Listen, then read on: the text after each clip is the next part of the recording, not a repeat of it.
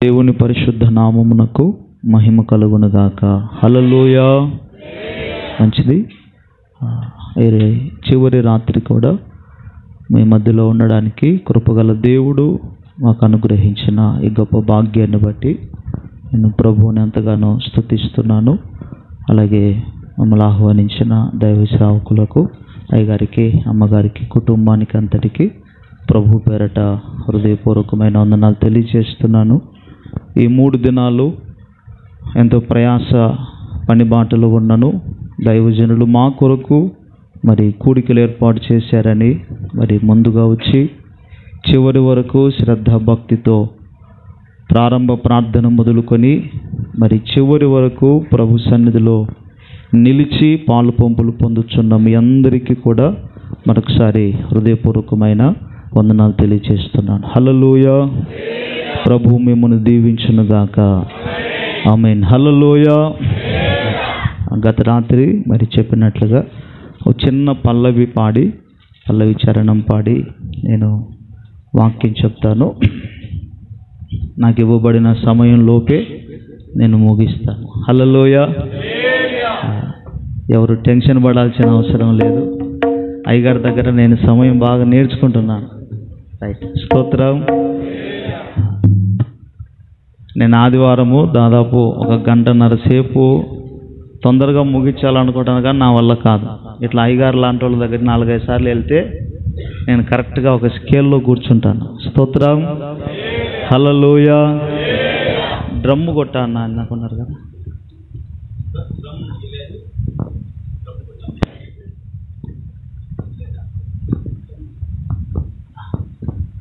ఒక పల్లవి చరణం పాడి ప్రభువును మహింపరద్దాం. షైని, బెన్ను మీరు కూడా రండి. వీళ్ళిద్దరూ మా కుమార్తె కుమారుడు. రండి ఆయన.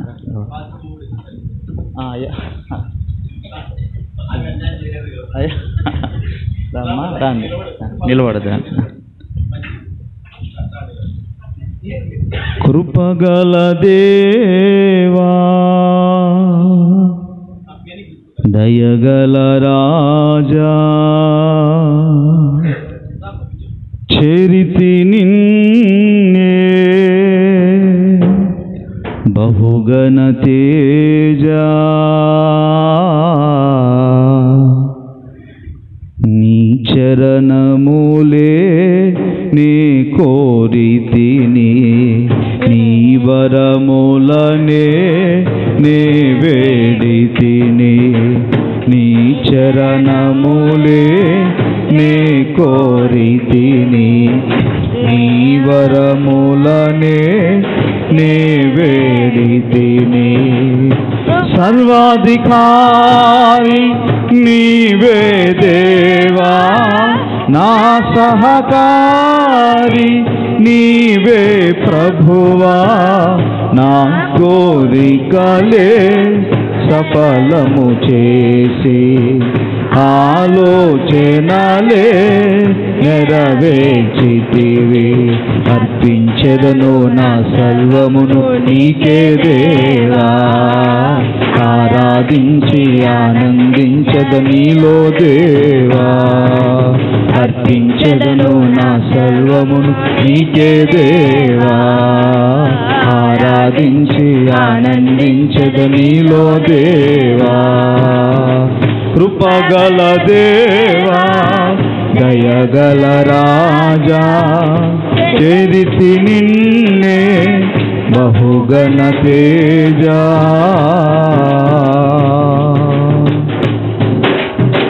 కృప చూపి నన్ను అభిషేకించి వాగ్దానములు నెరవేర్చినావే.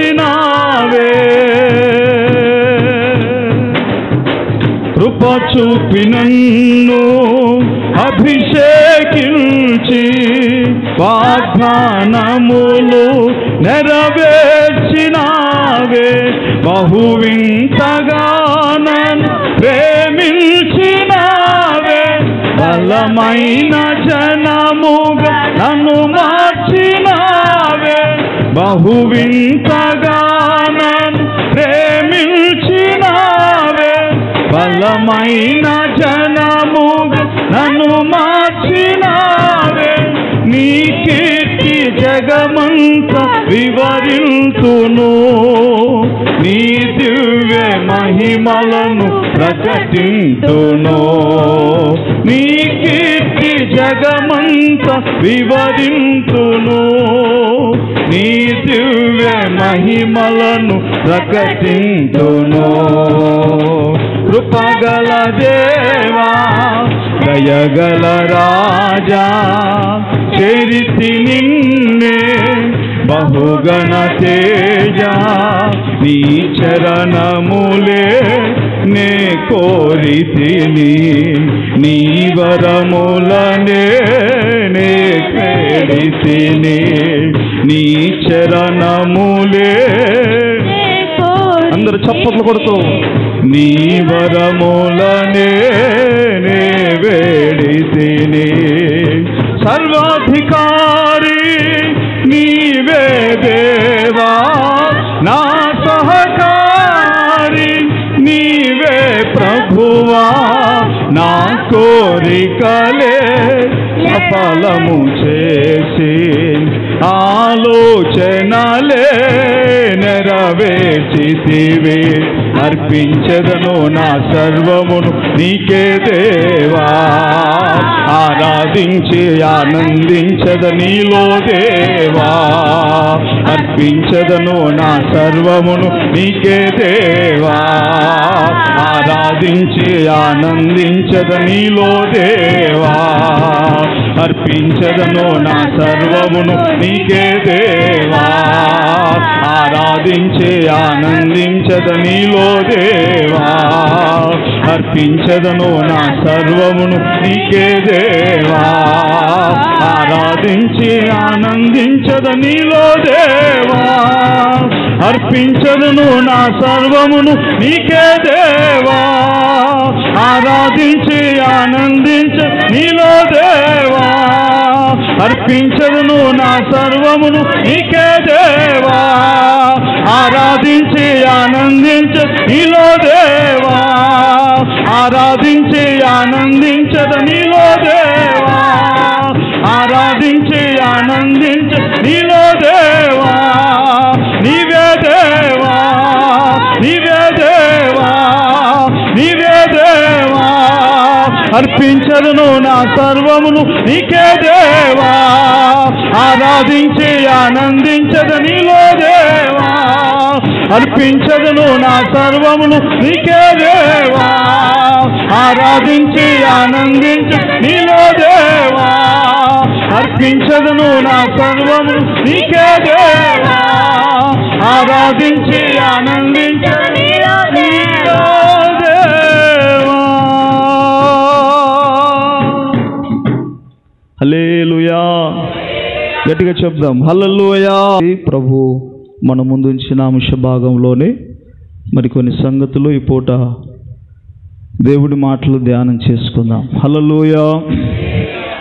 గత రాత్రి దేవుని చేతిలో మనం ఉంటే ఏం జరుగుతుందో కొన్ని సంగతులు ప్రభు మాట్లాడగా మనం నేర్చుకున్నాం. ఎందుకు ప్రభు చేతిలో మనం ఉండాలట? కొన్ని విషయాలు దేవుడు జ్ఞాపకం చేశారు. ఒకటి, తన చేతులతోటి మనల్ని ఏం చేశాడు? నిర్మించాడు. రెండవది, మనకు ఒక రూపును ఏర్పాటు చేశాడు. మూడవదిగా అమ్మా చెప్పాలి,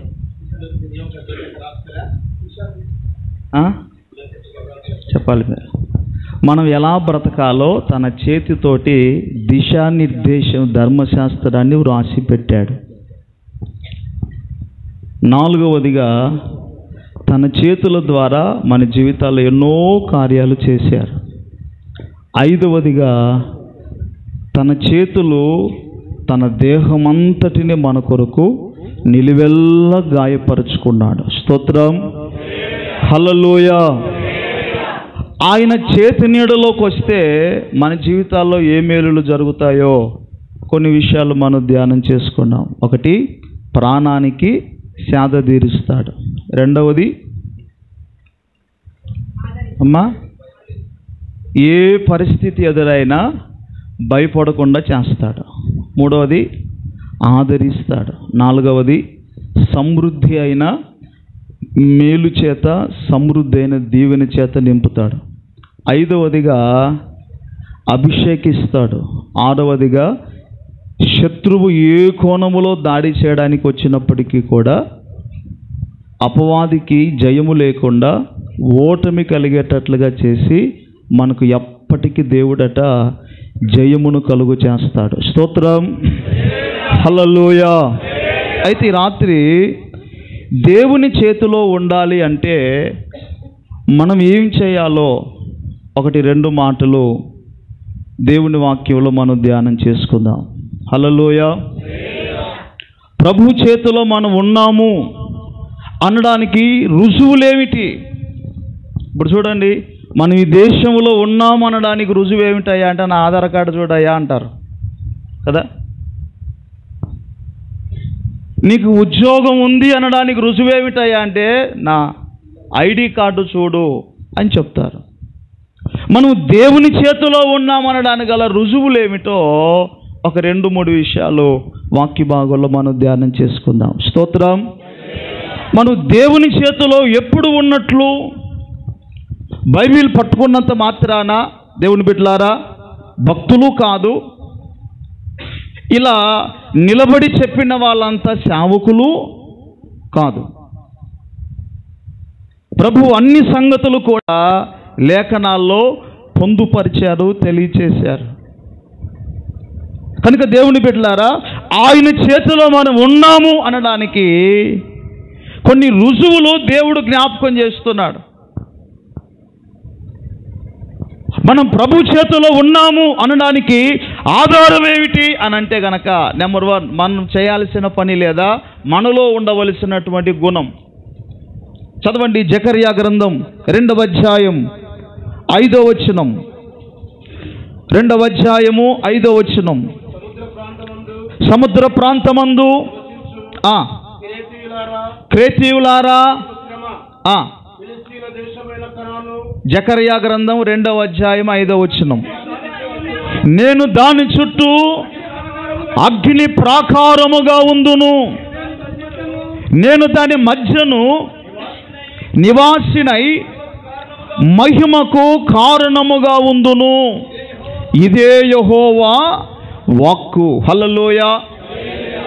మనం ప్రభు చేతిలో ఉన్నాము అనడానికి రుజువేమిటి, ఆధారం ఏమిటయ్యా అంటే దేవుని బిడ్డలారా మనం ఏమి చేస్తే ప్రభు చేతి నీడ క్రింద మనం ఉన్నట్లు అని అంటే గనక మొట్టమొదటిగా గమనిస్తూ ఉన్నాం, దేవుని కాపుదల కలిగించే అనగా దేవుని కంచె అనబడినటువంటి దేవుని సంఘములో మనం ఎప్పుడైతే ఉంటామో అప్పుడు మనము ప్రభు చేతిలో ఉన్నట్లు. స్తోత్రం, హల్లెలూయా.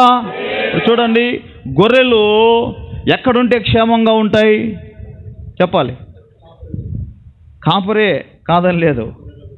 అది గొర్రెలకు కాపరి ఒక దొడ్డిని నిర్మించి ఉంటాడు. ఆ దొడ్డిలోనికి గొర్రెలన్నీ చేరుకోవాలి.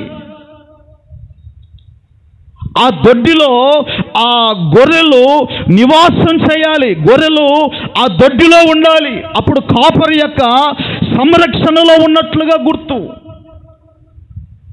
అలాగే మనం ప్రభువు చేతిలో ఉన్నామనడానికి ఆధారం ఏమిటయ్యా అంటే కాపుదల కలిగినటువంటి సంఘములో దేవుని యొక్క ప్రార్థనా మందిరములో మనము నిలిచి ఉండాలి అని లేఖనాలు గమనిస్తున్నాం. హల్లెలూయా. ఎవరైతే దేవుని సన్నిధి అనే కాపుదల కలిగిన ప్రార్థనా మందిరములో ఉంటారో వారి గురించి దేవుడు చెప్తున్నాడు, నేను దానికి అగ్ని ప్రాకారముగా ఉందును. లోకంలో చాలా ప్రాకారాలు ఉన్నాయి దేవుని బిడ్డలారా. మనుషులు నిర్మించే అనేక రకాలైన ప్రాకారాలు ఉన్నాయి, కానీ అగ్ని ప్రాకారం ఎక్కడైనా మనకు కనబడుతుందా? ఎక్కడ కనబడదు. ఎందుకంటే అగ్ని దేవుని బిడ్డలారా ప్రాకారముగా ఎవరు నిర్మించుకోరు. దేవుడట తన ప్రజల చుట్టూ అగ్ని ప్రాకారముగా ఉండి తన ప్రజల మధ్యలో ఆయన నివాసం చేస్తాడని లేఖన భాగాల్లో మనం గమనిస్తున్నాం. కనుక దేవుని బిడ్డలారా, మనం ఆయన చేతిలో ఉన్నామనడానికి రుజువేమిటాయి అంటే ప్రభు కంచగలిగినటువంటి ఆయన సన్నిధిలో, సంఘములో, మందిరములో మనము నిలిచి ఉండాలి. అప్పుడప్పుడు వచ్చి వెళ్ళే వారంగా కాదు. మిమ్మల్ని చూసినప్పుడు చాలా సంతోషం అనిపిస్తూ ఉంది దేవుని బిడ్డలారా. అయితే ప్రభు చెప్తున్న మాట ఏమిటాయా అంటే ఇంతవరకు నిలిచి ఉండడం ఎంత ముఖ్యమో, మరణ పర్యంతము వరకు కూడా ఇదే తీర్మానములో ప్రభువుతో ఒక తీర్మానం తీసుకొని ప్రభువులో నిలిచి ఉండాలి. ఈనాడు చూడండి, ఇప్పుడు ఎప్పుడు కనపడిన భక్తులంతా ఇప్పుడు ప్రార్థనా మందిరాల వైపు అడుగులేస్తున్నారు. ఎందుకో తెలుసా? అది స్తోత్రం, హల్లెలూయా. ఎప్పుడు కనపడిన వారంతా కూడా ఇప్పుడు ఎక్కడ ప్రోగ్రాం పెట్టినా, ఎక్కడ కూటం పెట్టినా కూడా అందరూ వెళ్ళిపోయి, మనం ఒకరిని విమర్శించడం లేదు కానీ దేవుని బిడ్డలారా, సందర్భాన్ని మీకు జ్ఞాపకం చేస్తున్నాను. కేకులు కోసే చోట మన వాళ్ళే ఉంటారు, ఏంటి క్యాండిల్స్ వెలిగించే చోట మన వాళ్ళే ఉంటారు. సంతోషించే ప్రతి ప్రార్థనా స్థలాల్లో నిలబడుతున్నారు. ఇలా ఉండడం తప్పని నా ఉద్దేశం కాదు. పండగ సందర్భములో మాత్రమే కాదు, ఈ నెల దినాలలో మాత్రమే కాదు. వాక్యం ఏమి చెప్తుందంటే నా చేతిలో ఉన్నప్పుడు ఎవడు అపహరించలేడు. ఆయన చేతిలో మనముంటే ఏ అపవాది, ఏ దాడుల ద్వారా అపహరించకుండా దేవుడే తన కృపలో భద్రపరిచి సంరక్షిస్తాడు. అయితే ఏం చేయాలట? ఎక్కడ పడితే అక్కడ మనం ఉంటే దేవుని బిడ్డలారా, ఆయన చేతిలో మనం ఉన్నట్లు కాదు. ఎక్కడుంటే ఆయన చేతిలో, ఆయన రెక్కల నీడలో మనం ఉన్నట్లయ్యా అంటే ఎవరైతే కాపుదల కలిగినటువంటి సంఘములో, ఎందుకంటే సంఘములో మన కొరకు ప్రార్థన ధూపం వేయబడతా ఉంటుంది. స్తోత్రం. మందిరములో దేవుడు నివసించే స్థలం ఇది, దేవుడు కోరుకున్న స్థలం ఇది.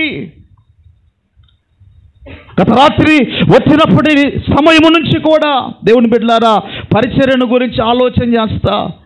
కొన్ని సంగతులు దైవజనులను అడిగినప్పుడు మరి దైవజనులు ఎన్నో విషయాలు చెప్పారు.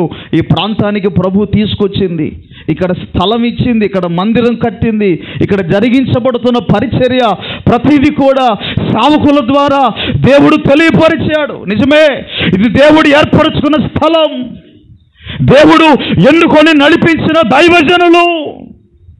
ఇక్కడికి చాలామంది వచ్చి దేవుని బిడ్డలారా పరిచర్య చేయాలని ఆలోచన చేశారు. కానీ ఆయన ఏర్పాటులో ఎవరుంటారో వారే స్థిరపడతారు. స్తోత్రం, హల్లెలూయా. ఇది కంచగల తోట, దేవుడు ఏర్పరచుకున్నటువంటి ప్రార్థనా మందిరం. ఈ ప్రార్థనా మందిరములో ఇది కాపుదల కలిగిన స్థలం, దేవుడు ఎన్నుకున్న స్థలము గనక ఈ స్థలములో ఏం చేయాలట? నిలిచి ఉండాలి. స్తోత్రం.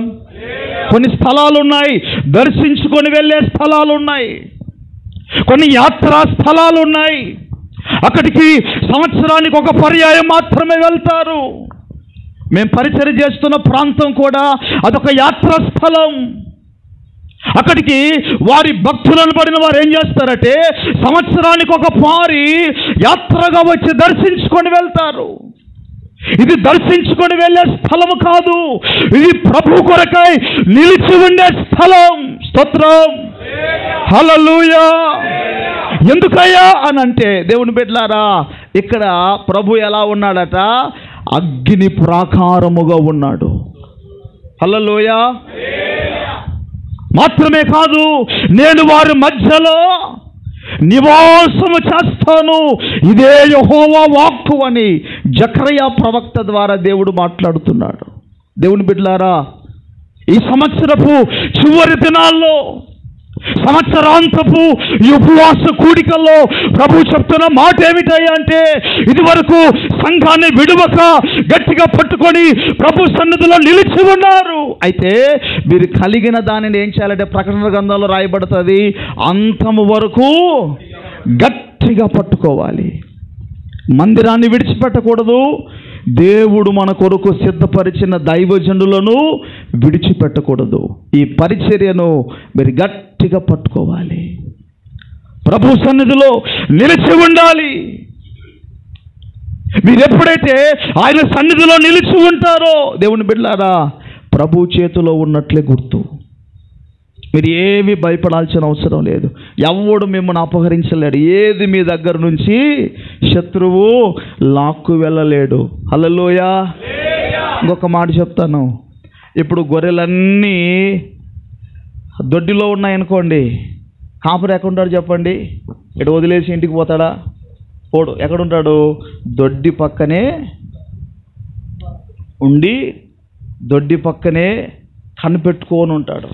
ఒక మాట చెప్పనా, మీరు ఇక్కడ ప్రభు సన్నిధిలో నిలిచి ఉంటే శత్రువు మీ మీదికి వచ్చి ఏ దాడి చేయబోతున్నాడో ఇక్కడున్న సేవకులకు సమస్తము తెలియపరచబడుతుంది. స్తోత్రం. హల్లెలూయా. దేవుడు సమస్తాన్ని బోధిస్తాడు. దేవుడే జరగబోయే సంగతులు తెలియపరుస్తాడు.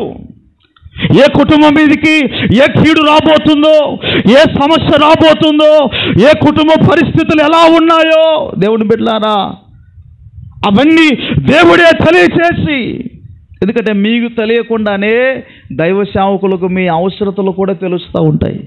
మీ కొరకు ప్రార్థన చేస్తూ ఉంటే దేవుడు మీకు విడుదలనివ్వడం ప్రారంభిస్తూ ఉంటాడు. అందుకే ప్రభు రాత్రి చెప్తున్న మాట ఏమిటయ్యా అంటే, ఆయన చేతిలో ఉండాలి అని అంటే గనక కాపుదల కలిగిన దేవుని పాద సన్నిధిలో ఉండాలి. స్తోత్రం. హల్లెలూయా. ప్రార్థనా మందిరంలో నిలకడగా నిలిచి ఉండాలి. బైబిల్ చెప్తుంది, హెబ్రీ పత్రికలో రాయబడుతుంది, ఆ దినము సమీపించే కొలది ఏం చేయాలట?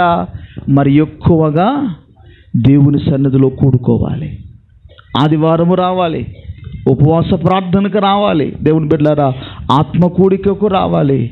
ఏర్పాటు చేసిన ప్రతి కూడికలో నమ్మకంగా ఎవరైతే పాల్గొని ప్రభు సన్నిధిలో నిలిచి ఉంటారో, కొంతమంది చూడండి, ఏ ఫంక్షన్లు మానరు, ఏ పెళ్ళిళ్ళు మానరు, ఏ కార్యక్రమాలు మానరు, మందిరం వచ్చేసరికల్లా చిన్న దగ్గు వచ్చినా మానేస్తారు.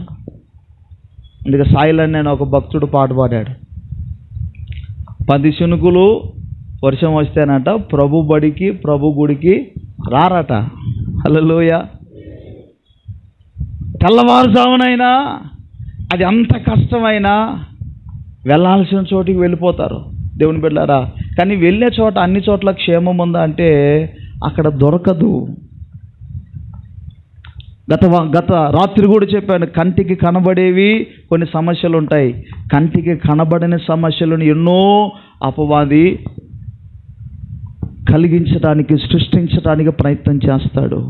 అవన్నీ తొలగిపోయి ప్రభు రెక్కల నీడలో సురక్షితంగా మనం బ్రతకాలి అంటే ఖచ్చితంగా కాపుదల కలిగినటువంటి దేవుని మందిరంలో ఉండడము మనము నేర్చుకోవాలి. స్తోత్రం.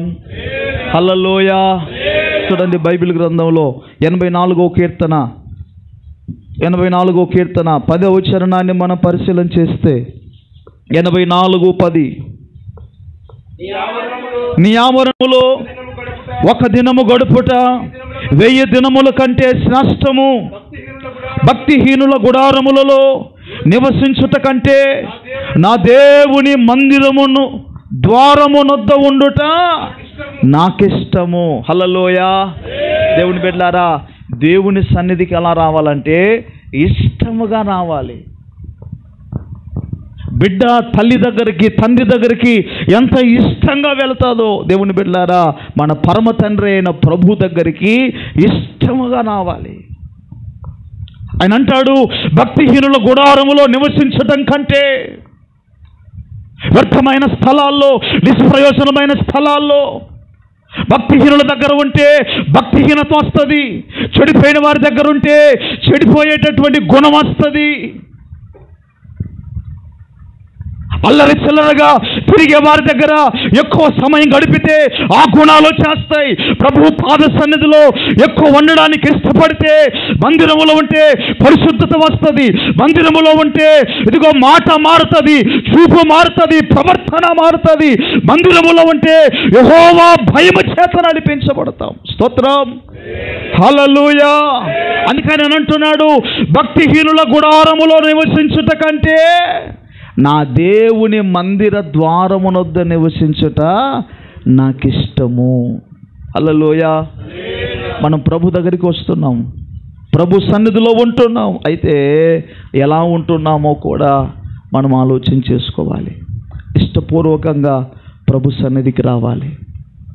ఇది కాపుదల కలిగించే సంఘం, స్థలమని, మందిరమని గుర్తించి దేవుని బిడ్డలారా ఇక్కడుంటే ప్రభు చేతి నీడలో ఉన్నట్లేనని ఒక గ్రహింపు కలిగి విడువక ఆయన మందిరంలో ఎవరైతే నిలిచి ఉంటారో దేవుడు వారి జీవితాలను ఉన్నతమైన స్థితిలోనికి నడిపిస్తాడు. అందుకే కోరహు కుమారులు దేవుని బిడ్డలారా వారు ఒక తీర్మానం తీసుకొని ఆలోచన చేసి వారు ఒక నిర్ణయం తీసుకుంటున్నారు. నేను అక్కడ ఉండడం కంటే కూడా ఇక్కడ ఉంటే మంచిది, అక్కడికి వెళ్తే ఆధ్యాత్మికంగా బలపడతాను. చూడండి, కొన్ని స్థలాల్లోకి వెళ్తే మనుషులు ఏమైపోతారో కూడా తెలియదు. కొన్ని స్థలాల్లో కొన్ని ఆత్మలు ఏం చేస్తూ ఉంటాయంటే రకరకాలైన మార్గాల్లోనికి లాక్కి వెళ్తూ ఉంటాయి, ప్రేరేపిస్తూ ఉంటాయి. కానీ ప్రార్థనా మందిరంలోకి వస్తే వారి ఆధ్యాత్మిక స్థితి ఉన్నతంగా మార్చబడుతుంది. మందిరంలోకి వచ్చి ఆదరించబడిన వారు ఎంతోమంది ఉన్నారు. మందిరంలోకి వచ్చి దేవుని బిడ్డలారా ధైర్యపరచబడిన వారు ఉన్నారు. మందిరంలోకి వచ్చి మందిరంలో ప్రభు సన్నిధిలో నివాసం చేయడం ద్వారా మునుపు వారి జీవితం అస్తవ్యస్తంగా ఉండి దేవుని సన్నిధిలో చేరుటను బట్టి వారి స్థితిగతులన్నీ మార్చబడిన వారు కోకొల్లలు ఉన్నారు. కనుక రాత్రి వేళలో ఆయన సన్నిధిలో ఎవరైతే నివాసం చేస్తారో వారు ప్రభు చేతిలో ఉన్నట్లు అని మనం గమనించాలి. హల్లెలూయా. మరొక చోట కూడా గమనించండి, 57వ కీర్తన మొదటి చరణం. 57వ కీర్తన మొదటి చరణం. నన్ను కరుణించు దేవా, నన్ను కరుణింపుము, నేను దేవుని శరణుజొచ్చి ఉన్నాను. ఈ ఆపదలు తొలగిపోయే వరకు నీ రెక్కల నీడను శరణుజొచ్చి ఉన్నాను. హల్లెలూయా. 61:4 కూడా రాయబడుతుంది. గమనించారు ఆ మాట కూడా. 61:4 నా ప్రాణము సింహముల మధ్య ఉన్నది, కోపోద్రేకుల మధ్యలో నేను పండుకొనుచున్నాను. శూలములను హల్లెలూయా. ఎలాంటి ప్రజల మధ్యలో ఉన్నాడట దావీదు భక్తుడు అని మనం ఆలోచన చేస్తే క్లిష్టతరమైన పరిస్థితుల మధ్యలో ఉన్నాడట. అయితే ఆయన ఏం చేస్తున్నాడంటే నీ రెక్కల నీడను నేను ఆశ్రయిస్తున్నానయ్యా. దేవుని పాదాలను ఆశ్రయించి ప్రభు ప్రార్థనా మందిరానికి వచ్చి ఆయన మందిరంలో నివాసం చేయడానికి ఇష్టపడుతూ ఉన్నాడు. దాని ప్రతిఫలం ఏమిటయ్యా అంటే ఆయన అప్పటికే రాజు అయినప్పటికీ కూడా తను నిర్మించుకున్న నగరిలో కంటే తనకు ఇవ్వబడిన సింహాసనము కంటే కూడా దేవుని ప్రార్థనా మందిరమే, ప్రభు యొక్క సన్నిధానమే మరి శ్రేష్టమైన కాపుదల కలిగించే స్థలమని గుర్తించి తనకు ఏది సంభవించినా ఆపద కానీ కష్టం కానీ ఇబ్బంది కానీ ప్రభు పాద సన్నిధిని ఆశ్రయించేవాడిగా ఉన్నట్లుగా లేఖన భాగాల్లో మనం గమనిస్తాం. హల్లెలూయా. దేవుని బిడ్డలారా ఆయన సన్నిధిలో ఎవరైతే నిలిచి ఉంటారో, కాపుదల కలిగిన దేవుని మందిరములో ఎవరైతే నిలిచి ఉంటారో ప్రభు ఆ మందిరానికి ఆ సన్నిధికి అగ్ని ప్రాకారముగా ఉండి ఆయన నివాసం చేసి వారి జీవితాలను ఆశీర్వాదకరంగా మారుస్తాడు. 52వ కీర్తన 8వ చరణంలో రాయబడుతుంది, దేవుడట అలాగూ కాపుదల కలిగిన సంఘములో ఉంటే ఏం చేస్తాడో చూడండి. నేనైతే దేవుని మందిరములో పచ్చని ఒలీవ చెట్టు వలె. హల్లెలూయా. దేవుడి బిడ్డలారా ఉదయకాలం టిఫిన్ చేసిన తర్వాత అయ్యగారు ఒక మాట చెప్పారు. ఇక్కడ ఉన్న రాజన్న గురించి, అన్న మీ పేరు రాజేనా? ఆ అన్నోళ్ళ గురించి ఒక మాట చెప్పాడు. అయ్యా మేము ప్రారంభంలో ఈ ఊరికి వచ్చినప్పటి నుంచి వీళ్ళు దేవుని మందిరంలో నమ్మకంగా నిలిచి ఉన్నారయ్యా, మాకు సహకారంగా. దేవుడు వారిని ఆశీర్వదించాడయ్యా. స్తోత్రం. ఇప్పుడు బైబిల్ ఏమని రాయబడుతుంది? దేవుని మందిరంలో ఉన్నప్పుడట కాపుదల కలిగిన స్థలమని, దేవుని మందిరమని, దేవుడు పంపిన దైవజనులని వారు విశ్వసించి దేవుని మాటకు, వాక్యమునకు లోబడి దైవజనులకు సహకారంగా, వారిద్దరే కాదు, ఇక్కడున్న చాలామంది మీరందరూ కూడా, నేను 5 గంటల ప్రాంతంలో ఇక్కడికి లోపలికి వచ్చి చూస్తే ఎవరు చేసే పరిచర్య వారు చేస్తూ ఉన్నారు. నేను చెప్పదలసిన మాట ఏమిటయ్యా అంటే, మీరందరూ ఇక్కడ నిలిచి ఉన్నారు గనక దేవుడు మిమ్మును పచ్చని ఒలీవ చెట్టుగా చేయునుగాక. ఆమేన్. హల్లెలూయా. ఇది వరకు చేశాడు ఆయన, ఇంకా ప్రభు జరిగించబోతున్నాడు. మీరు ఆశించిన ప్రతి కార్యములు ప్రభు జరిగించబోతున్నాడు. అడిగితే పెట్టేది ఒక రకమైతే, అడగక మునిపే మన అవసరతలను ఎరిగిన దేవుడు ఆయన. అడుగు వాటికంటేను, ఊహించు వాటికంటేను అత్యధికమైన కార్యాలు జరిగించే దేవుడు. దేవుని బిడ్డలారా, ఇప్పుడు మీరు ఏదైతే కలిగి ఉన్నారో ప్రార్థనా మందిరాన్ని, మంచి దైవ సేవకులను, వారిని మీరు గట్టిగా పట్టుకొని ప్రభు రాకడ పర్యంతం వరకు, ఈ లోకంలో మీకు మరణము వచ్చే వరకు, ప్రభు తన రాకడలో వచ్చి మిమ్మల్ని తీసుకెళ్లే వరకు మీరు ఈ సంఘాన్ని, పరిచర్యను, ప్రార్థనా మందిరాన్ని గట్టిగా మీరు పట్టుకొని ఉంటే ఒక్కొక్క కుటుంబాన్ని పచ్చని ఒలీవ చెట్టుగా దేవుడు మార్చబోతున్నాడు. స్తోత్రం. హల్లెలూయా. ఒలీవ చెట్టుకు చావు లేదు. ఒలీవ చెట్టు అనేక రోగాలకు ఉపయోగపడుతుంది. అదొక ఔషధం. ఒలీవ చెట్టు ఏ కాలాల్లోనైనా బ్రతుకుతుంది. దేవుని బిడ్డలారా, ఒలీవ చెట్టు నీరు లేకపోయినా బ్రతుకుతుంది, మంచు లేకపోయినా బ్రతుకుతుంది, ఎండ లేకపోయినా బ్రతుకుతుంది. ఏ పరిణామాల మధ్యలోనైనా అది పచ్చగానే ఉంటుంది.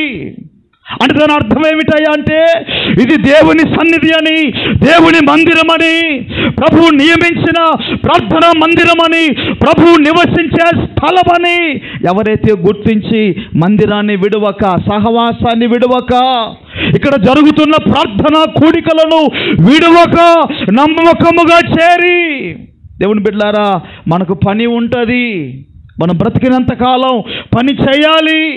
దేవుడు కూడా చెప్పాడు, 6 దినాలు నీ కుటుంబం కొరకు నీవు కష్టపడి పని చేయాలి, 7వ దినాన అది ప్రభు దినం. స్తోత్రం. హల్లెలూయా. దేవుని బిడ్డలారా, అందరికీ పనులు ఉంటాయి, అయినప్పటికీ కూడా ప్రభువుకు చెందవలసిన సమయాన్ని ప్రభువుకు మనం ఇవ్వాలి. ప్రభువుకు ఇవ్వవలసిన ఆ ప్రాధాన్యత ప్రభువుకు మనం ఇవ్వాలి. దైవ సేవకులు ఏదైనా ఒక కూడిక పెట్టారాయా అంటే వారి స్వార్థం కోసము ఎప్పటికీ ఎవరు పెట్టరు. ఎందుకు పెడతారయ్యా అంటే సంఘం దీవించబడాలా, సంఘము క్షేమం పొందుకోవాలా. ఇప్పుడు మేము కూడా దాదాపు రేపు ఫిబ్రవరి వస్తే కనుక 2 సంవత్సరాలు అవుతుంది. 2 సంవత్సరాల నుంచి ప్రతి నెల ఒక మీటింగ్ పెట్టాలంటే చాలా ఖర్చుతో కూడింది.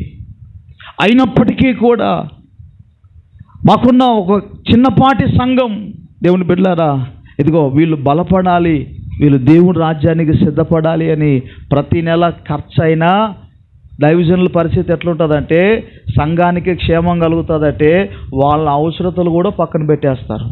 స్తోత్రం. హల్లెలూయా. వాళ్ళ అవసరతలు పక్కన పెట్టేస్తారు, వాళ్ళ ఆశలు పక్కన పెడతారు. ఎందుకంటే మేము కూడా మనుషులమే కదా, మనుషులం కనుక చిన్న చిన్నవి కొన్ని ఆశలు ఉంటాయి. అయినప్పటికీ కూడా మాకంటే ఎక్కువ శ్రద్ధ ఎవరి మీద నిలుపుతారు దైవ సేవకులయ్యా అంటే సంఘము పట్ల. వారు క్షేమంగా ఉండాలి, వారు మేలుకరంగా ఉండాలి, వారు ఆశీర్వదించబడాలని. దేవుని బిడ్డలారా, దైవజనులు పలుకుతున్న ప్రతి మాట నేను శ్రద్ధగా ఆలకిస్తున్నాను. ప్రారంభ ప్రార్థన మొదలుకొని ముగింపు వరకు మీ దీవెననే కోరుతున్నాడు. గమనించారు మీరు? ప్రతి మాటకు కూడా మీ దీవెననే కోరుతూ ఉచ్చరిస్తున్న మాటలను నేను గమనించాను సేవకుల్లో నుంచి. దేవుని బిడ్డలారా, నిన్న ఈరోజు నేను చాలా సంగతులు నేర్చుకున్నాను. కనుక ప్రభు మీ కొరకు సిద్ధపరిచిన మందిరాన్ని ఎన్నడూ విడిచిపెట్టకుండా నమ్మకముగా ఉందురుగాక. హల్లెలూయా. దేవుని బిడ్డారా, ఇంకొక మాట కూడా చెప్పేసి నా మాటలు ముగిస్తాను. చాలా సంగతులు ఉన్నాయి, ప్రభు చిత్తమైతే ఈసారి ఎప్పుడన్నా చెప్తాను. రెండవదిగా ఇంకొక మాట కూడా చెప్పేసి నా మాటలు ముగిస్తాను. ద్వితీయోపదేశకాండ గ్రంథం 33వ అధ్యాయము 3వ వచనం. ప్రభు చేతిలో మనం ఉండాలి అంటే మనం ఏం చేస్తే ఆయన చేతిలో ఉన్నట్లు అవుతుందో లేఖనాల్లో గమనిస్తున్నాం. ఒకటి, కాపుదల కలిగిన దేవుని కంచగలిగిన ఆయన సంఘములో ఉండాలి, ప్రార్థనా మందిరంలో ఉండాలి. రెండవదిగా చదవండి, 33వ అధ్యాయము 3వ వచనం. ఆయన జనములను ప్రేమించును, ఆయన పరిశుద్ధులందరూ నీ వశమున ఉందురు, వారు నీ పాదముల యొద్ద సాగిలపడుదురు, నీ ఉపదేశములను అంగీకరింతురు. చాలు. హల్లెలూయా. దేవుని బిడ్డలారా, మనం ప్రభు చేతిలో ఉన్నాము అనడానికి రుజువు ఏమిటయ్యా అంటే, ఒకటి, కాపుదల కలిగిన సంఘంలో ప్రార్థనా మందిరంలో మనం ఉండాలి. మందిరాన్ని విడిచిపెట్టకుండా, మందిరానికి అశ్రద్ధ చేయకుండా, మందిరాన్ని నిర్లక్ష్యపరచకుండా, ఈ మందిరంలో మీరు ఏమేమి చేయాలని ప్రభు నిర్ణయించారో అవన్నీ చేయాలి. మందిరంలో ప్రార్థన చేయాలి, మందిరంలో పరిచర్య చేయాలి. నేను చర్చిలో, మందిరంలో మా దగ్గర ఒకే మాట చెప్తా. ఏ కూడిక పెట్టినా, ఏ మీటింగ్ పెట్టినా, ఏది పెట్టినా కూడా ఒక మాట చెప్తాను. దేవుని బిడ్డలందరట ప్రార్థనా మందిరంలో ఏం చేయాలంటే, ప్రభు నాకు ఇచ్చిన ఆలోచనతో నేను చెప్తాను. ఒకటి, అందరూ ప్రార్థన చేయాలి. రెండవది, అందరూ పరిచర్య చేయాలి. మూడవది, అందరూ దేవునికి చేయవలసినటువంటి ఆర్థికపరమైన కానుకను ప్రభు సన్నిధికి తీసుకొని రావాలి. స్తోత్రం. హల్లెలూయా. ఈ మూడు ప్రతి ఒక్కరూ చేయాలి. దేవుని బిడ్డలారా, ఇక్కడ మనం చదువుకున్నటువంటి వాక్య భాగంలో మరొక మాట రాయబడుతుంది. అదేమిటయ్యా అంటే, నీ ప్రజలట నీ ఆధీనములో ఉంటారు. సాతానుడు అపహరించకుండా ఉండాలి అంటే మనం దేవుని ఆధీనములో ఉండాలి. ప్రభువు చేతిలో మనం ఉండాలంటే ఆయన ఆధీనములో మనం ఉండడానికి ఇష్టపడాలి. అంటే ఆయన నాయకత్వం కింద. బైబిల్లో రాయబడుతుంది, నీ ప్రవర్తన అంతటి యందు ఆయన అధికారానికి ఏం చేయాలట, ఒప్పుకొనుము. అంటే దేవుని ఆధీనములో మనము ఉండాలి. స్తోత్రం. హల్లెలూయా. దేవుని యొక్క స్వాధీనములో, ఆధీనములో, ఆధ్వర్యములో, ఏలుబడిలో, దేవుని వశములో, ఇవన్నీ పర్యాయ పదాలు. దేవుని వశములోనైనా అని అన్నా, దేవుని ఆధీనములో అని అన్నా, దేవుని ఆధ్వర్యములో అని అన్నా, దేవుని బిడ్డలారా, ఇవన్నీ కూడా పర్యాయ పదాలు.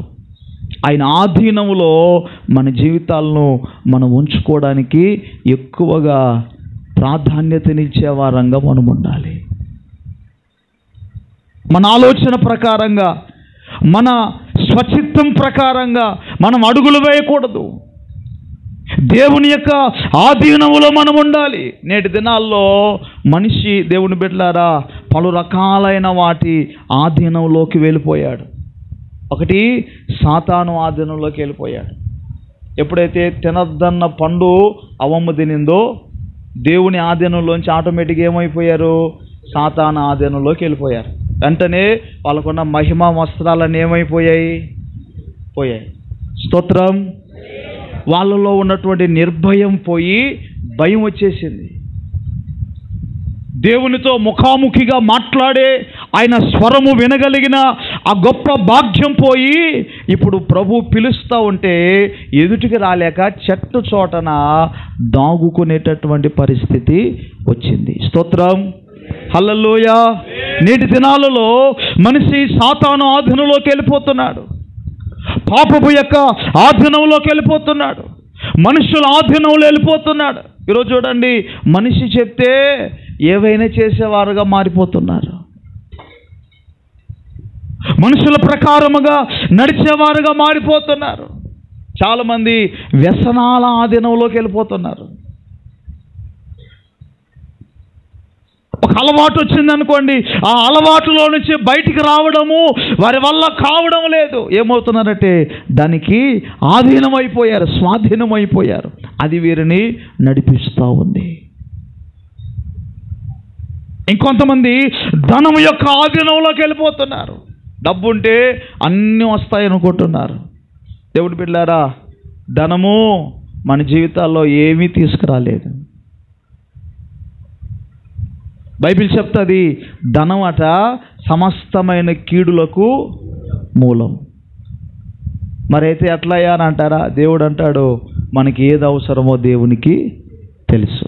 స్తోత్రం, హల్లెలూయా. ఇలాంటి వాటి ఆధీనంలోనికి మనిషి వెళ్ళిపోయి దేవుని ఆధీనంలో తప్ప అన్ని ఆధీనంలో కరెక్ట్గా న్యాయం చేస్తూ ఉన్నారు ప్రజలంతా. అందుకనే చూడండి, ఏదో ఒక రకమైన సమస్య చేత ఈనాడు ఎవరినైనా అడిగారు అనుకోండి, అమ్మ బాగున్నారంటే యాడ బాగులే అని అంటారు. 50,000 జీతం తీసుకొచ్చే వాళ్ళకు కూడా బాగున్నారు కదా అని అంటే కనుక వాళ్ళని అడిగితే వాళ్ళు చరిత్ర చెప్తారు. హల్లెలూయా. ఎందుకో చెప్పమంటారా?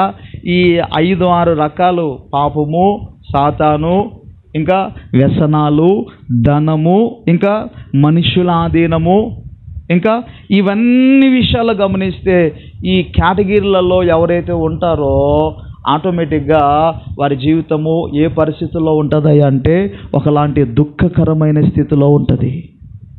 పైకి బాగానే కనబడతా ఉంటాం, కానీ దేవుని బిడ్డలారా లోపల చాలా రకాలుగా బాధపడేటటువంటి అవకాశాలు ఉన్నాయి. కానీ మనిషి దేవుని ఆధీనంలోకి రాలేకపోతున్నాడు. కానీ దేవుడు సృజించిన ప్రతిదీ కూడా నేటికి కూడా దేవుడు చెప్పినట్లుగానే చేస్తూ ఉంది. చదవండి బైబిల్లో మనం చూస్తే 31వ కీర్తన 31:15, అలాగే దినవృత్తాంతాల మొదటి గ్రంథం త్వరగా చదువుదాం. 29వ అధ్యాయము 11వ వచనం. నా కాలగతులు నీ వశములో ఉన్నాయి, నా శత్రువుల చేతిలో నుండి. హల్లెలూయా. మన కాలగతులన్నీ ఎవరి వశంలో ఉన్నాయట? దేవుని వశంలో ఉన్నాయి. దేవుని బిడ్డలారా, మనుషులు మనల్ని రక్షించలేరు, మనకున్న ధనము మనల్ని రక్షించలేదు. అపాయకరమైన పరిస్థితులు ఎదురైనప్పుడు ఎవరూ కాపాడలేరు, ఎవరూ తప్పించలేరు. తప్పించగలిగిన వారు ఎవరు అని అంటే గత రాత్రి మనం విన్నాం కదా, ఎవరు చేశారో ఆయనకే సమస్తము తెలుసు, ఆయనే ఎవడు అపహరించకుండా కాపాడగలడు. హల్లెలూయా.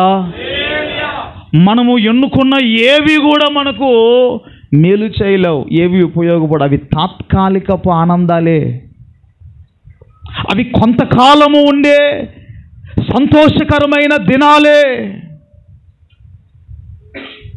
కాలగతులన్నీ దేవుని ఆధీనంలో ఉన్నాయి. రేపేమి సంభవిస్తుందో మనకు తెలియదు. తెలుస్తుంది ఎవరికైనా? ఎవరికి తెలియదు.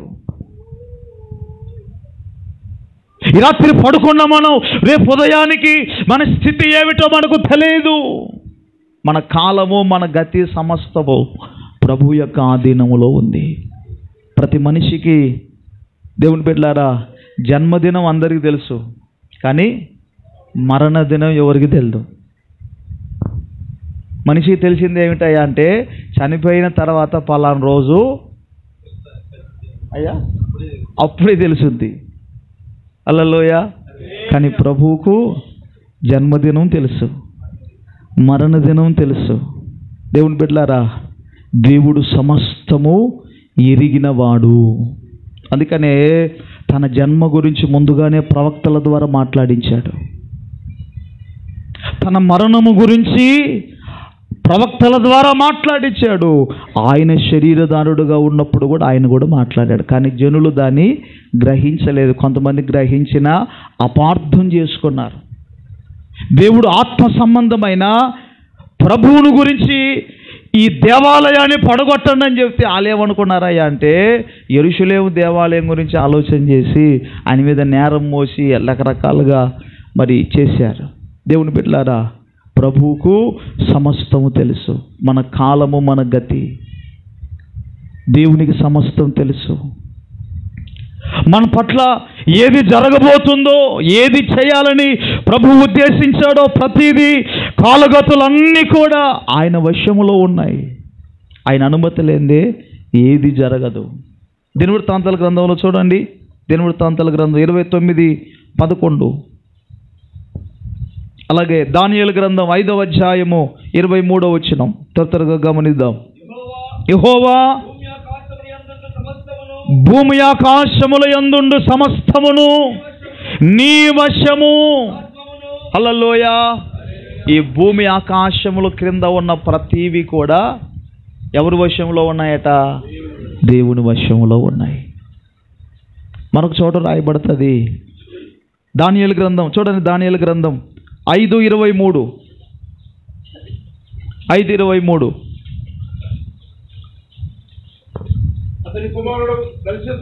అతని కుమారుడు బెల్షస్సరు, నీవు ఈ సంగతి అంతయు ఎరిగి ఉండి పరలోకమందున్న ప్రభువు మీద నిన్ను నీవే హెచ్చించుకొంటివి. ఎట్లనగా నీ అధిపతులను దేవుని ఆలయ సంబంధమైన ఉపకరణములలో ద్రాక్షాల సపోత త్రాగబడని వాటిని తెచ్చి ఉంచుకొని వాటితో త్రాగుచు చూడనైనను విననైనను చేతకాని వెండి బంగారు ఇత్తడి ఇనుము కర్రరాయి అను వాటితో చేయబడిన దేవతలు స్తుతించుదురు కానీ నీ ప్రాణమును, బాగా గమనించాను, నీ ప్రాణమును నీ సకల మార్గములను ఏ దేవుని వశములో ఉన్నవో ఆయనను నీవు గణపరచలేదు. హల్లెలూయా. దేవుని బిడ్డలారా, మన ప్రాణము సమస్తము కూడా ఆయన ఆధీనములో ఉంది. స్తోత్రం. హల్లెలూయా. అటు దేవుణ్ణి మనం ఏం చేయాలట? గణపరచాలి. ఆయన సన్నిధికి వచ్చి ఆయన ఆధీనములో ఉండి, ఆయన ఏలుబడిలో ఉండి, ఆయన అధికారం క్రింద ఉండి, ప్రభువా నువ్వు ఎలా చెప్తే అలా చేస్తానయ్యా, నీ నిర్ణయం ఏమిటో అదే చేస్తా నేను, నీవు ఏమి చెబుతున్నావో అదే చేస్తా నేను, నీ సేవకుని ద్వారా ఏది మాట్లాడుతున్నావో దాన్ని చూసా తప్పక నేను నెరవేరుస్తానయ్యా అనేటటువంటి ఒక శ్రేష్టమైనటువంటి నిర్ణయం తీసుకొని ఏం చేయాలంటే ప్రభువుని గణపరచాలి. స్తోత్రం. హల్లెలూయా. బెల్షస్సరు రాజుతో అంటున్నాడు, బెల్షస్సరు ఇదిగో నీవు నీ ప్రాణము నీ సకలము ఎవరి వశములో ఉందో నీవు గ్రహించలేకపోయావు. ఇదిగో దేవుడు నిన్ను త్రాసులో పెట్టి తోచగా నువ్వు ఎలా కనబడ్డావు? తక్కువ వాడిగా కనబడ్డావు. స్తోత్రం. దేవుని బిడ్డలారా, ఈ రాత్రి ప్రభు మన వైపు చూసి మనల్ని చూస్తే గనక మనం తక్కువగా కనబడుతున్నామా? ప్రభు ఆధీనంలో ఉండుటలో ప్రభు ఒకటి చెప్తే మనం ఒకటి చేస్తున్నామా? ఆయన అధికారం క్రింద ఉండకుండా మన ఆలోచన ప్రకారంగా అడుగులేస్తున్నామా? ఒకసారి ఈ రాత్రి ఆలోచించవలసిన అవసరత ఎంతైనా ఉంది. దేవుని బిడ్డలారా, ఆయన ఆధీనానికి మనం అప్పగించుకుంటే దేవుడు అంటున్నాడు, ఎవ్వడు నిన్ను అపహరించకుండా నేనే చూసుకుంటా. స్తోత్రం. హల్లెలూయా. ఎందుకయ్యా అంటే ఆయన ఆధీనంలో ఉంటే ఆయన ఇచ్చేటటువంటి ఆ శ్రేష్టమైనటువంటి ఆలోచనలు ఎలా ఉంటాయంటే అవి ఉన్నతమైనవిగా ఉంటాయి. ఇదొక్క మాట చూడండి, సామెతల గ్రంథం 8వ అధ్యాయము 14వ వచనం. 8:14 ఆలోచన చెప్పుటయు జ్ఞానమిచ్చుటయు నా వశం, జ్ఞానాధారము నేనే. హల్లెలూయా. ఆయన వశములో ఉంటేనట దేవుడు ఆలోచన చెప్తాడు, సమయోచితమైన ఆలోచన ఇస్తాడు, ఎలా బ్రతకాలో తగిన ఆలోచన ఇస్తాడు, ఏ పని చేయాలో ఆలోచన ఇస్తాడు. స్తోత్రం. హల్లెలూయా. మన ఆలోచన మనకు ఖచ్చితంగా నష్టం చేస్తుంది, కానీ దేవుని ఆలోచన 100% మనకు మేలే జరిగిస్తుంది. స్తోత్రం. హల్లెలూయా. కనుక దేవుని బిడ్డలారా, ఆయన ఆధీనంలో మనము నివాసం చేయడానికి, ఆయన ఆధీనంలో ఉండడానికి ఇష్టపడాలి. ఆయన అధికారం క్రింద ఉండడానికి ఇష్టపడాలి. మనకి ఎంత అధికారమైన ఉండొచ్చు, ప్రభు ద్వారా ఇవ్వబడిన ఏ స్థితి అయినా ఉండొచ్చు, దాన్ని బట్టి సంతోషమే కాదనట్లేదు. కానీ దేవుని బిడ్డలారా, మనకి ఇవ్వబడింది దేవుని అధికారానికి పోలిక కాదు. మనకి ఇవ్వబడింది ఆయనే మొదటి స్థానం, ఆయనకే ప్రథమ స్థానాన్ని మనము ఇవ్వాలి. ఒక దినాన పాలంగిచో గారికి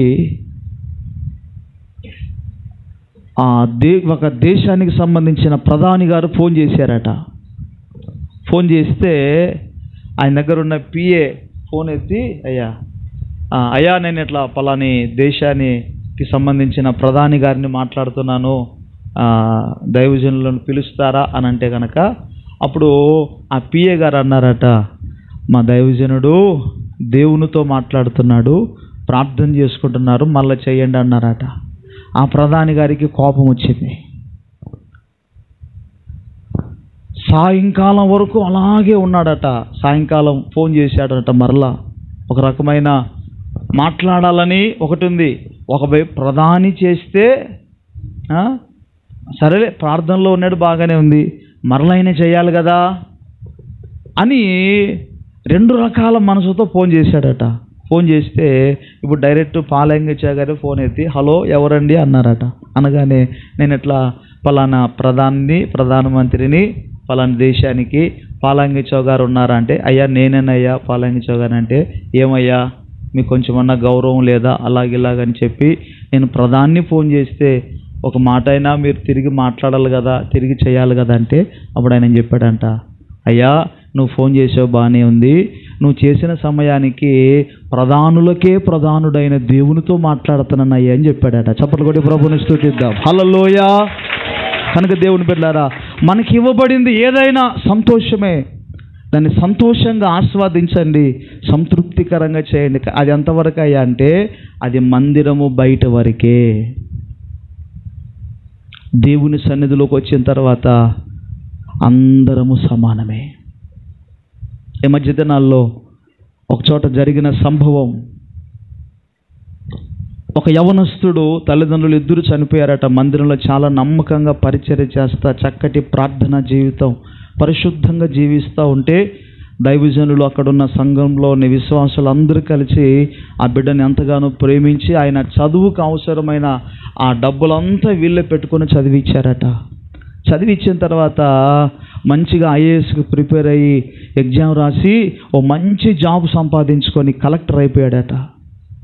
కలెక్టర్ అయిపోయిన తర్వాత ఒకరోజు పాస్టర్ గారికి ఫోన్ చేసి, అయ్యా ఇదిగో దేవుడు నన్ను ఆశీర్వదించి ఒక మంచి స్థానంలో పెట్టాడు కనుక నేను మందిరంలోకి వచ్చి, నేను ఎక్కడున్నా మన మందిరాన్ని నేను ఎప్పటికీ మర్చిపోలేనయ్యా, నేను వచ్చి మందిరంలో సాక్ష్యం చెప్తానంటే పాస్టర్ గారు ఫ్లెక్సీలు వేయించి అవి చేసి అన్నీ చేసి ఆ కలెక్టర్ గారి కోసం ఎదురు చూస్తూ ఉన్నాడట. టైం ఏం అయిపోతూ ఉంది, ఆయనేమో రాలే. ఏం చేయాలో అర్థం కాక ఆయన బయటకు ఇడిదిరి చూసేసరికల్లా ఆ చర్చి దగ్గర ఓ చెప్పుల స్టాండ్ ఉందట. చెప్పుల దగ్గర ఉంటారు కదా, భక్తి సింగ్ ఫెలోషిప్ దగ్గర ఎక్కువ ఇవి ఉంటాయి. అది వరకు అతను చదువుకునే దినాల్లో, యవన ప్రాయంలో చదువుకునే దినాల్లోనట ప్రతి ఆదివారము అక్కడ పరిచయం అంతా చేసేవాడట. ఈయన కలెక్టర్ అయినా కూడా అక్కడికి వెళ్ళిపోయి ఆ చెప్పుల స్టాండ్ దగ్గర అన్నీ సర్దుతూ ఉన్నాడట. పాస్టర్ గారు చూసి కళ్ళమ్మడి నీళ్లు పెట్టుకున్నాడట. స్తోత్రం, హల్లెలూయా. ఆయన అడిగితే, అయ్యా బాబు అంటే కనుక, అయ్యా దేవుడు నాకు ఏ స్థాయి ఇచ్చినా నా దేవుని దగ్గర, దేవుని మందిరంలో నా స్థాయి అది కాదయ్యా అని చెప్పాడట. హల్లెలూయా.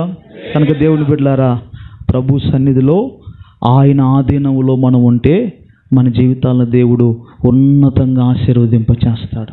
ఒక రెండు మాటలు చెప్పేసి నా మాటలు త్వరగా ముగిచ్చేస్తాను. గమనించండి, ఆయన ఆధీనంలో మనం ఉంటే ప్రభు ఏం చేస్తాడో 2 మాటలు చదవండి, ముగిచ్చేస్తాను. నిర్గమాకాండ గ్రంథం 13వ అధ్యాయం 21, 22 వచనాలు చదువుదాం. 14, 19, 20 ఆ 2 మాటలు చదవండి. తర్వాత మొదటి రాజుల గ్రంథం 17:2 నుంచి మనం గమనిస్తే ఈ 3 చోట్ల దేవుడు జరిగించే ఒక 2 ప్రధానమైన కార్యాలు మనకు కనబడతాయి. వారు పగలు రాత్రియు ప్రయాణము చేయునట్లుగా యెహోవా త్రోవలో వారికి నడిపించుటకై పగటి వేళ మేఘ స్తంభములోను వారికి వెలిగించుటకు రాత్రి వేళ అగ్ని స్తంభములోను ఉండి వారికి ముందుగా నడుచుచు వచ్చెను. హల్లెలూయా. దేవుని బిడ్డలారా, రాసుల మొదటి గ్రంథంలో 17వ అధ్యాయంలో రాయబడుతుంది, దేవుని ఆధీనములో ఉన్నటువంటి ఒక దైవజనుడు ప్రవక్త అయిన ఏలియా గురించి మనం గమనిస్తాం. ఈ 2 చోట్ల మనం గమనించినట్లయితే 2 శ్రేష్టమైనటువంటి కార్యాలు ఆయన ఆధీనములో ఎవరుంటారో వారి పట్ల ప్రభు చేసే కార్యాలు మనకు కనబడతాయి. ఒకటి ఏమిటయ్యా అంటే, ఎవరైతే దేవుని ఆధీనములో ఉంటారో ఖచ్చితంగా దేవుడు వారిని ఏం చేస్తాడయ్యా అంటే కనుపాప వలె కాపాడుకుంటాడు. ఇశ్రాయేలు ప్రజలు దేవుని ఆధీనములో ఉండి దేవుని ఆధీనములో నడిపించబడుతూ ఉండగా దేవుడట వారికి పగులు మరి ఎండ తగలకుండా మేఘ స్తంభములో ఉన్నాడు ఆయన. రాత్రి వెన్నెల దెబ్బ తగలకుండా, దేవుని బిడ్డలారా, చీకటి కలగకుండా, శత్రువు జ్వరపడకుండా, దాడి చేయకుండా, ప్రమాదము జరగకుండా అగ్ని స్తంభముగా నిలిచి తన ప్రజల ముందర నడిచిన దేవుడు. హల్లెలూయా. దేవుని బిడ్డలారా, ఆయన ఆధీనములో ఎవరైతే ఉంటారో ఖచ్చితంగా వారిని కంటికి రెప్పలా కాపాడుతాడు ఆయన. నిన్ను, నీ కుటుంబాన్ని, నీకు కలిగిన సమస్తమును కూడా కనురెప్పవలే నా దేవుడు కాపాడబోతూ ఉన్నాడు. నిశ్చయముగా దేవుడే, ఆయనే సంరక్షకుడుగా నీ పక్షమును ఉండి కనురెప్పవలే కాపాడుతాడు. మీరు గమనించారా? కన్ను దగ్గరికి ఏదైనా వస్తూ ఉందనుకోండి, ఈ కనుపాపను ఈ కన్ను రెప్ప ఎలా కాపాడుతుందో, దేవుని బిడ్డలారా, మనం చేయబెట్టి దీన్ని కిందికి అనాల్సిన అవసరం లేదు, ఆటోమేటిక్గా ఆ కన్ను మూసుకొని పోయింది. అలాగే ఆయన అధికారానికి అప్పగించుకొని ఆయన చేతి నీడలోకి వచ్చి ఆయన సన్నిధిలో నిలిచి ఉంటే, దేవుని బిడ్డలారా, దేవుడు కంటికి రెప్పలా కాపాడుకుంటాడు.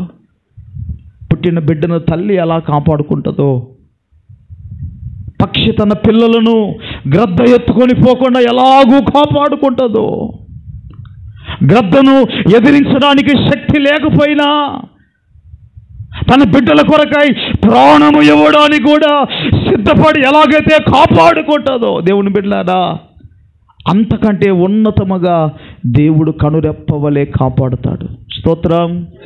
ఆయన ఆధీనంలో ఉంటే మనం క్షేమంగా ఉంటామన్న సంగతి ఎన్నడూ మర్చిపోవద్దు. ఇది వరకు కాపాడింది ఒక ఎత్తు అయితే, రాబోయే దినాల్లో కాపాడబడేది మరొక ఎత్తు.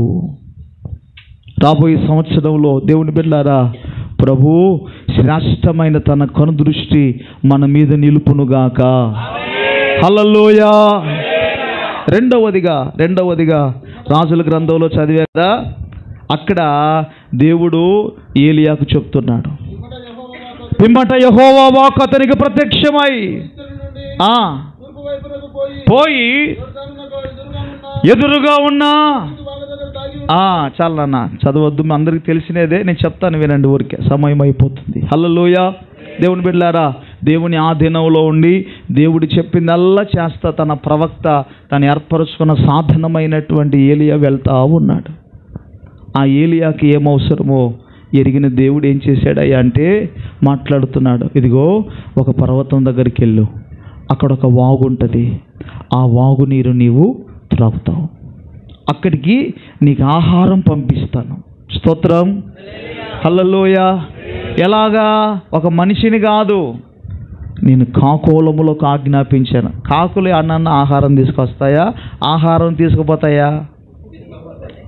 తీసుకొస్తాయా అంటే దాని అర్థం వేరే, తీసుకుపోతాయంటే దాని అర్థం వేరే. తీసుకుపోతాయంటే లాక్కుపోయి తత్వం, తీసుకొస్తాయంటే నోరు కట్టుకొని తీసుకోవాలంటే చాలా కష్టం, దానికి పిల్లలకు తప్ప ఇంకా పొరపాటున ఎవరు కూడా ఇయ్యం. అట్లాంటిది కాకుల ద్వారా దేవుడు పోషించాడు. కొద్ది రోజులకు ఆ నీరు ఎండిపోయింది. నీరు ఎండిపోయిన తర్వాత దేవుడు ఊరుకున్నాడా? మరలా ఏలియాతో మాట్లాడుతున్నాడు. ఏలియా, ఇదిగో సారేపోతాను, ఊరికి వెళ్ళు. అక్కడ ఒక విధవరాలికి నేను మాట్లాడాను, ఒక విధవరాలికి నేను చెప్పాను, నువ్వు వెళ్ళు. అక్కడ నువ్వు పోషించబడేటట్లుగా నేను సహాయం చేస్తానని పంపించాడు.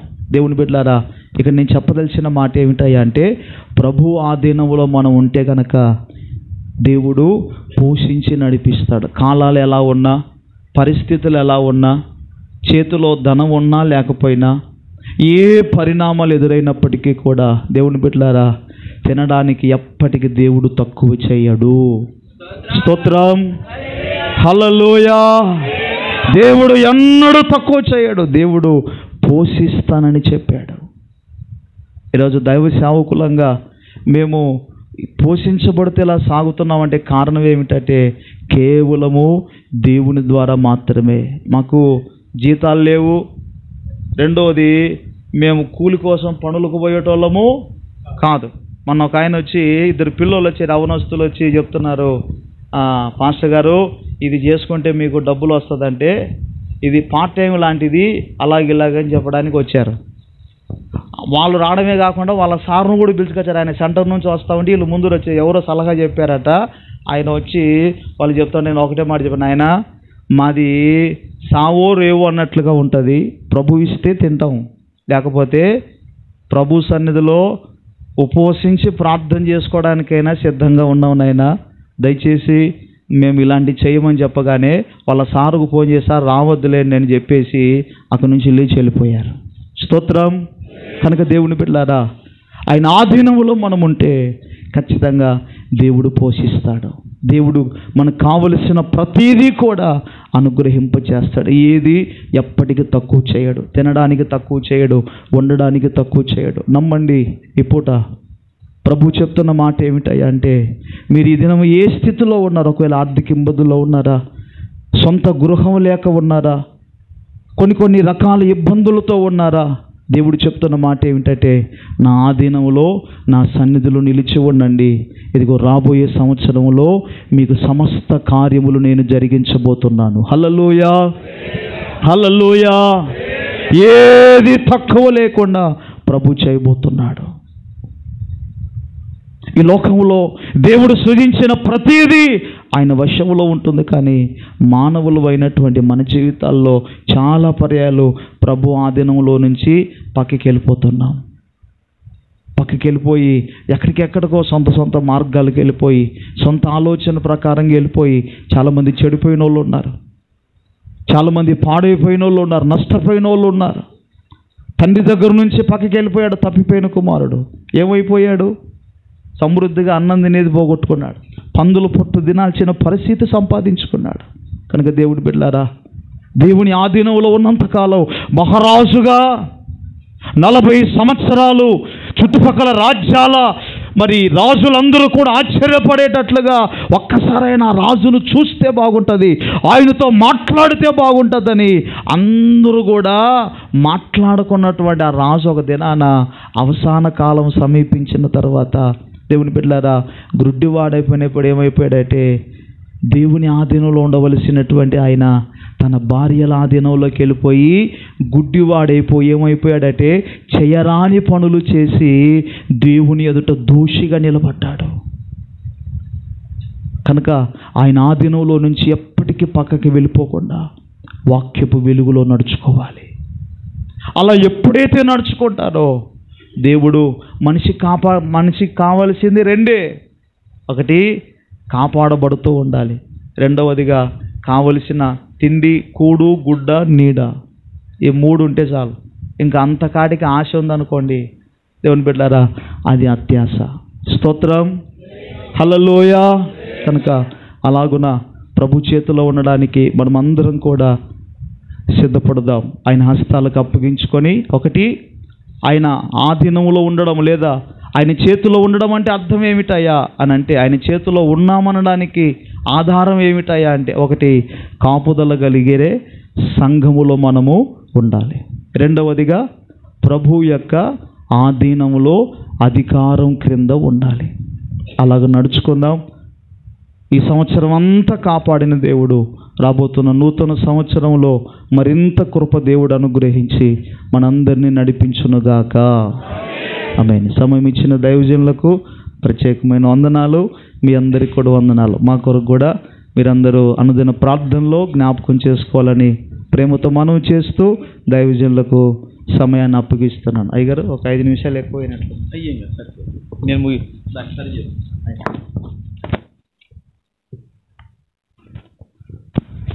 Praise the lord. ప్రభుకు మహిమ కలుగునుగాక. అందరూ కూడా బయట లోపల ఉన్నవారందరూ కూడా లేచి నిలబడండి, ప్రార్థన చేసుకుందాం. అందరూ హృదయపూర్వకముగా దయచేసి బయటికి ఎవరు వెళ్ళొద్దు, పిల్లలు పెద్దలు ఎవరు వెళ్ళొద్దు. దేవుని యొక్క ఆత్మచేత దేవుడు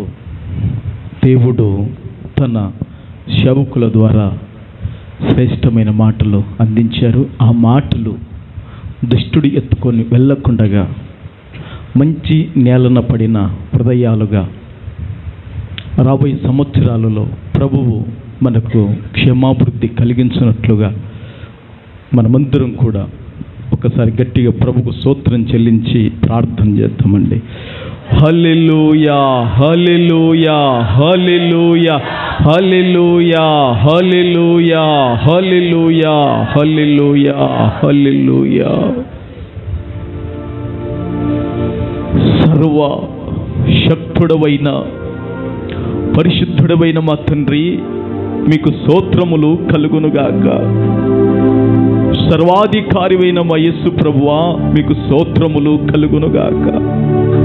నిత్యుడవు గొప్పవాడవైన పరిశుద్ధాత్ముడవైన దేవా, నీకు వందనాలు ప్రభువా, నీకు స్తోత్రములు చెల్లిస్తున్నాము తండ్రి. ఈ 3 దినాలు తండ్రి ప్రభువా, నీ మహావాత్సల్యత చేత మీరు జరిగిస్తున్న కృపా విధానాన్ని బట్టి హృదయపూర్వకముగా సంఘమైన మేమంతరము మా ఎదుట ఉన్న నిన్ను స్తుతిస్తూ ప్రభువా, నీకు స్తోత్రములు చెల్లిస్తున్నాము తండ్రి. దేవా, ఇంతవరకు తండ్రి విత్తబడిన వాక్యములను తండ్రి ప్రభువా మా అందరి హృదయములలో 30, 60, 100 ఫలించుటకు కృప ఉండును గాకని, అగ్ని ప్రాకారం ఉండును గాకని ప్రార్థన చేస్తున్నాం. అవును ప్రభువా, అయ్యా మేమందరం కూడా ప్రభువా నీ ఆధీనములో, నీ వశములో ఉండుటకు నాయనా ఇప్పుడే తండ్రి మారు మనసు పొందిన వారు మారు మనసు పొందుట కృప చూపించండి. రక్షణ పొందుట కృప చూపించండి అయ్యా. నీ విషయంలో వెనక జారిపోయిన వారు మరల ముందుకు వచ్చుట కృప చూపించండి నాయనా. ప్రభువా, అనేకమైన విషయాలు మీ సేవకుల ద్వారా మీరు మాట్లాడారయ్యా.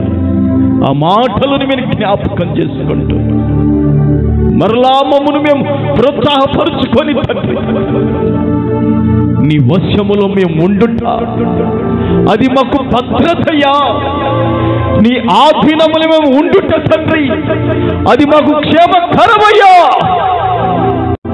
ప్రభువా, అట్టి కృప మాకు సహాయం చేసి వందనాలయ్యా.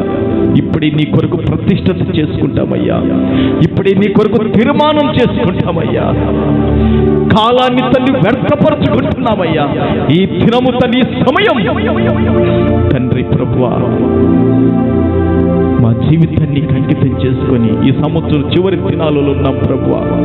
మేము బాప్తిసం తీసుకొని రక్షణ పొంది సంఘములో చేర్చబడుటకు తండ్రి నీ చేత నాటబడి పచ్చని ఒలివ మొక్క చెట్టు వలె ఉండుటకు ఇప్పుడే అట్టి కృప నన్ను ఆవరించినట్లు సహాయం చేయమని ప్రార్థన చేస్తున్నాం తండ్రి. వందనాలు, స్తోత్రాలయ్యా.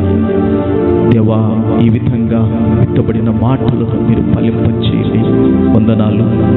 మీ యొక్క సేవకులు 2 రాత్రులు మా మధ్యలో మీ సేవకుని మీ సేవకురాలి పిల్లలు నడిపించారు తండ్రి. వారు ఈ రాత్రి తిరిగి వెళ్ళొచ్చుండగా మీ సేవకురాలు పిల్లలకు తోడుగా ఉండండి అయ్యా. వారికి అప్పగించిన పరిచర్యలో నీ తోడు వలన ఇంకా అత్యధికమైన అభివృద్ధికి ప్రభువా తీసుకురమ్మని ప్రార్థన చేస్తున్నాం. అట్టి నీ అనుగ్రహం ఉండును కాక ప్రార్థన చేస్తున్నాం. దేవా కృప చూపించండి నాయన. అవును తండ్రి ప్రభువా, వచ్చిన ప్రతి బిడ్డను మీరు జ్ఞాపకం చేసుకోండి దేవా. ఈ 3 దినాలు పాల్గొన్నారు నీ బిడ్డలు, ఈ 3 దినాలు పరిచర్య చేశారయ్యా, ఈ 3 దినాలు గుప్పిలు ఇప్పారు ప్రభువా. నైనా నరుల మార్గములను మీరు కనిపెట్టి చూచుతున్న దేవుడవయ్యా. అవును తండ్రి ప్రభువా, పరిచర్య చేసిన వారికి, ఈ కూటాల కొరకు గుప్పిలు ఇప్పిన వాళ్ళను తండ్రి, నైనా పాల్గొని నీ బిడ్డలను తండ్రి, ప్రార్థించి నీ బిడ్డలను తండ్రి యేసు నామములో దీవించబడుదురు కాకని, యేసు నామములో ఆశీర్వదించబడుదురు కాకని, యేసు నామములో కాపాడబడుదురు కాకని, యేసు నామములో క్షేమం కలుగును కాకని, యేసు నామములో రక్షణ కలుగును కాకని, యేసు నామములో విడిపించబడుదురు కాకని ప్రార్థన చేస్తున్నాం. సహాయించండి. వందనాలు. ఈ చుట్టుపక్కల యంత్రం ధర విన్న కుటుంబాల బిడ్డలను, వారి కుటుంబాల రక్షణ, ఆరోగ్యం, వారు చేస్తున్న పని పాటలు కూడా దీవించి ఆస్వాదించబడితే చేయమని ప్రార్థన చేస్తున్నాం తండ్రి. వందనాలు, స్తోత్రాలు ప్రభువా. ఈ ప్రార్థనలకించి కృప చూపమని యేసు నామములో అడుగుచున్నాను పరమ తండ్రి. ఆమేన్. ఆమేన్. అందరూ కూర్చోండి ఒక నిమిషం.